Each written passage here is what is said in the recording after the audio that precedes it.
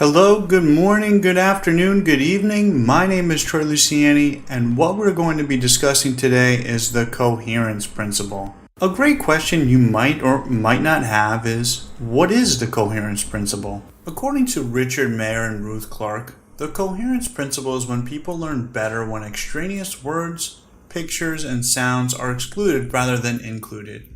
In short, according to the coherence principle, you should avoid adding any material that does not support the instructional goal.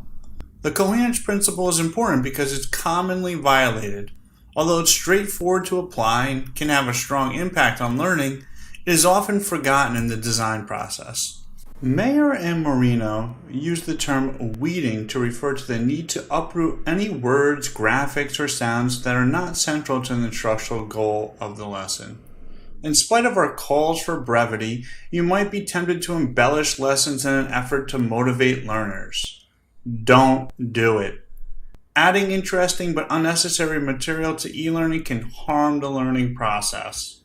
Mayer and Clark state, based on the psychology of learning and the research evidence summarized, avoid e-learning courseware that includes extraneous sounds in the form of background music and environmental sounds. Background music and sounds overload working memory. Cognitive overload occurs in situations in which the learner is under heavy cognitive processing demands. The arousal theory states that entertaining and interesting embedded effects cause learners to become more emotionally aroused and therefore they work harder to learn the material. As early as 1913, John Dewey argued that adding interesting adjuncts to any otherwise boring lesson will not promote deep learning. When things have to be made interesting is because interest itself is wanting. Moreover, the phrase is a misnomer. The object is no more interesting than it was before. In my John Dewey voice. The second version of the coherence principle is to avoid adding extraneous pictures. This recommendation does not mean that interesting graphics are harmful in all situations. Rather, they are harmful to the extent that they can interfere with the learner's attempts to make sense of the presented material. In short, when pictures are used only to decorate the page or screen, they are not likely to improve learning. The third version of the coherence principle recommends that you should avoid adding extraneous words to lessons. For the same reason that extraneous sounds and graphics can be distracting, adding extra words can interfere with the learning process. Clark and Mayer argue that by adding extraneous material to learning does not help create and improve learning, but rather depresses the performance of learning in general. Let's ask Richard Mayer himself on the coherence principle, and maybe he'll share an example. Richard? Let me give you an example of what I mean by the coherence principle.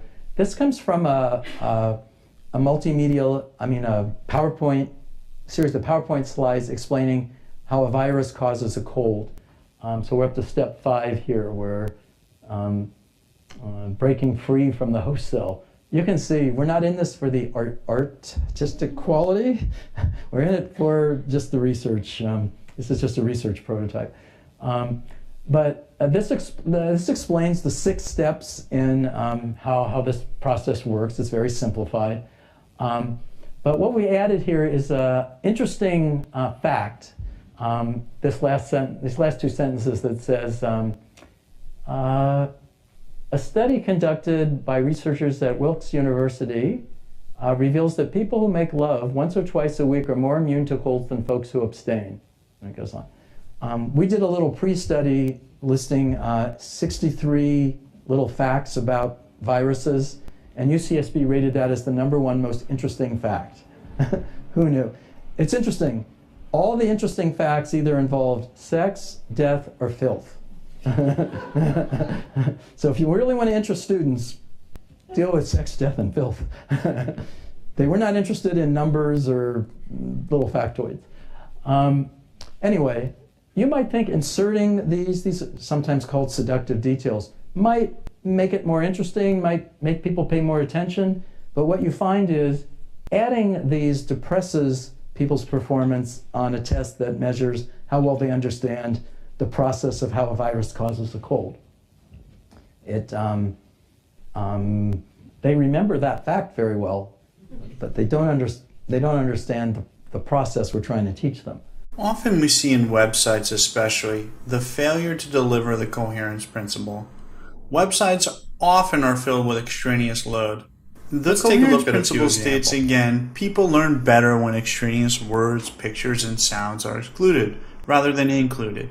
To incorporate the coherence principle in my course, I plan on focusing my design on stimulating students' interest without adding extraneous materials and finding ways to add interesting words, sounds, graphics, which will match with the instructional goal, while at the same time promoting learners' interest. Thank you everyone for taking the time to look over the coherence principle. I look forward to your feedback and have a great evening.